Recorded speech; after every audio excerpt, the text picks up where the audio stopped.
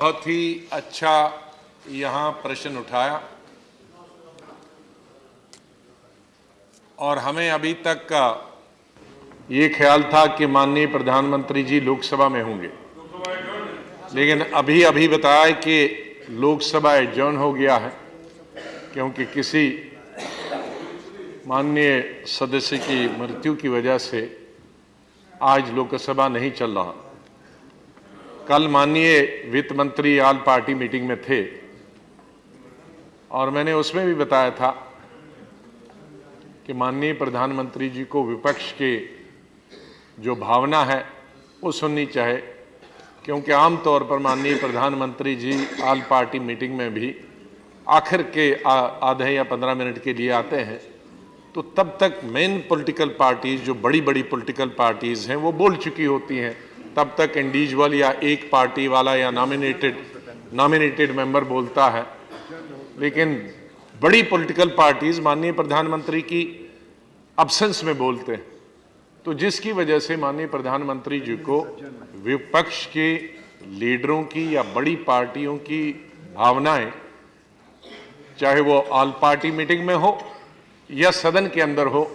उसकी जानकारी नहीं होती है।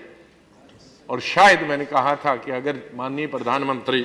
सभी विपक्ष के नेताओं की भाषण चाहे ऑल पार्टी मीटिंग में सुने या सदन के अंदर सुने तो बहुत सारी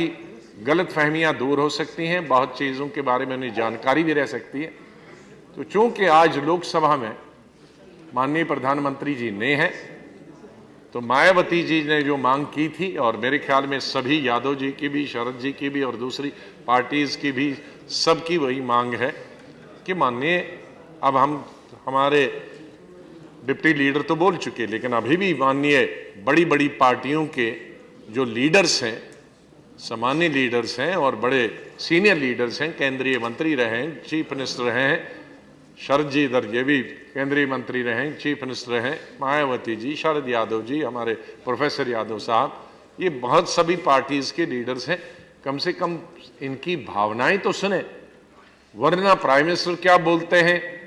विपक्ष क्या बोलता है, हम अलग अलग धारा में जा रहे हैं। तो अगर किसी कंक्लूजन पे आना है तो हम तो टेलीविजन पे माननीय प्रधानमंत्री को सुनते हैं, लेकिन हमारी आवाज तो टेलीविजन वाला भी नहीं दिखाता, अखबार वाला भी नहीं दिखाता और प्रधानमंत्री भी जी नहीं सुनते। तो हमारी आवाज कौन सुनेगा और उस पर निर्णय कैसे होगा?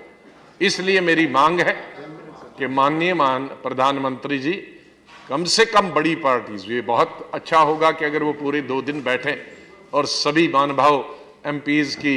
भावनाओं को समझें, लेकिन कम से कम जो बड़ी पार्टीज हैं